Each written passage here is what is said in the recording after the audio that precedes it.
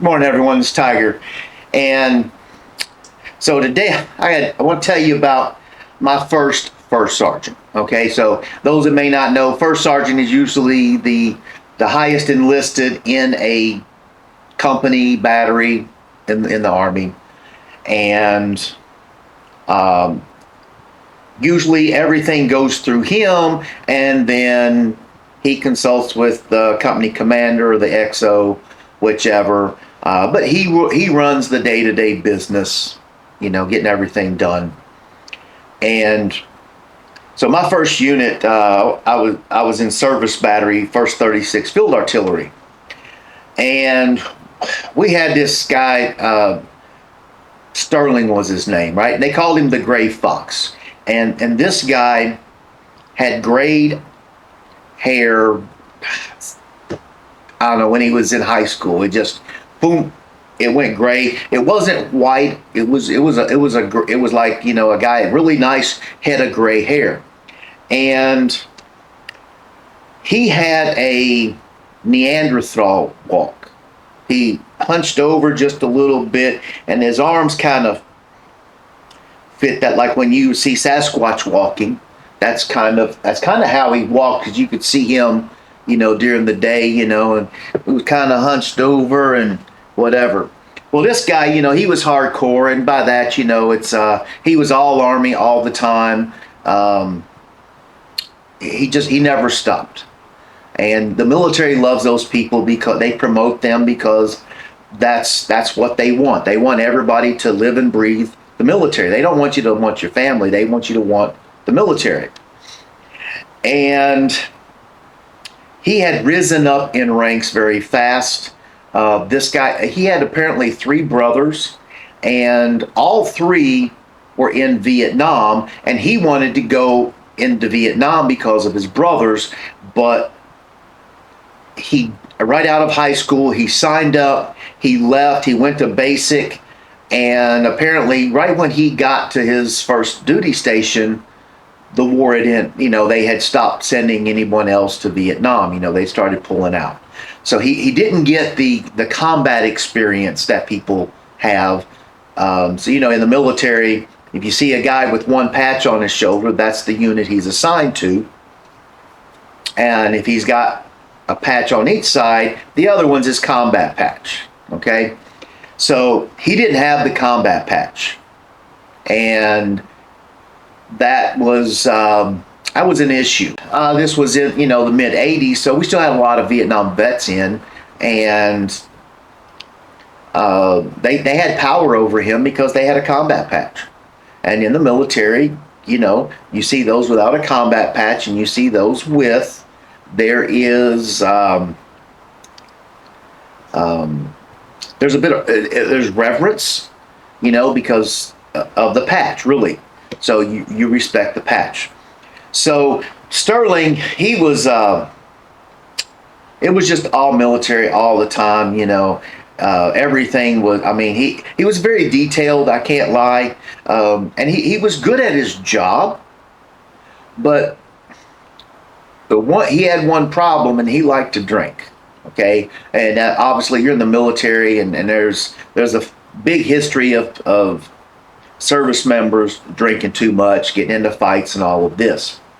However, at the time, in the 83, 84, the military started cracking down on drunk issues. So if you start, for example, getting a DUI. So if you were getting a DUI, the penalties were going to be a little harder. And eventually they started putting it in your record that DUIs could affect your promotion. During Vietnam, you could go out and get drunk, and history of people going from E1 to E7 multiple times, that's not unheard of. So we had a place in Augsburg, and that was called the Rod and Gun. And that was, it was just this little bitty bar, and they had some slot machines in there because we had gambling. We weren't in the continental U.S., so we had little slot. We had nickel and quarter machines, and I don't know, there was like 10 of them, something, and people would just sit in there for hours and play.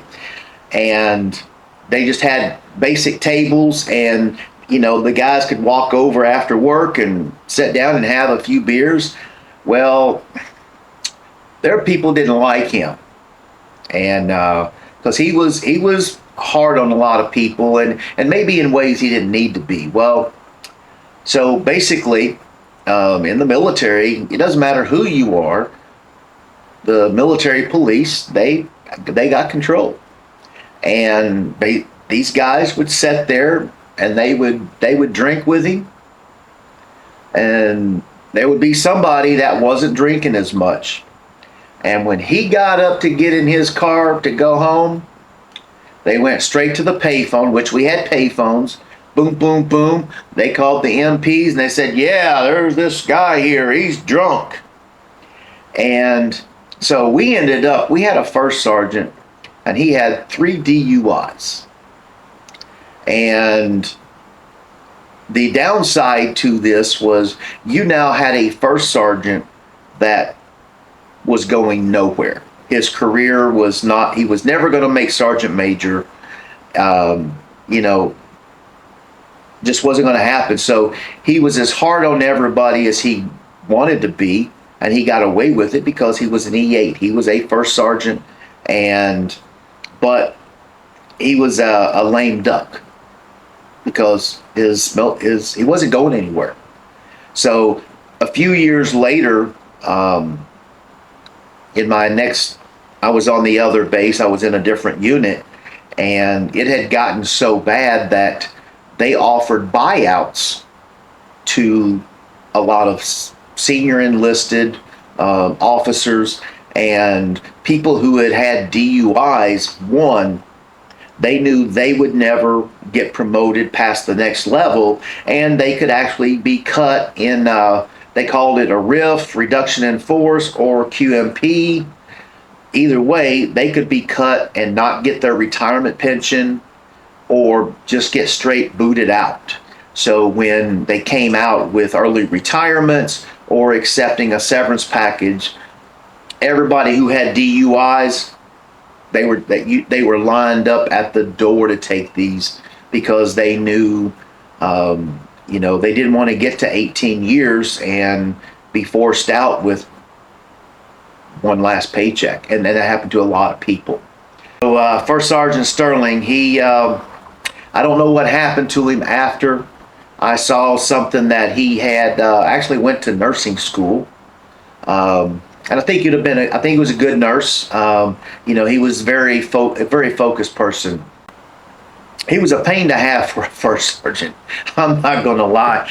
He didn't let nothing slide. We were kicking people out of our unit every month. They were going home because they didn't meet his standard. And he held a high standard. I'm not going to lie. Don't know how I made it through him.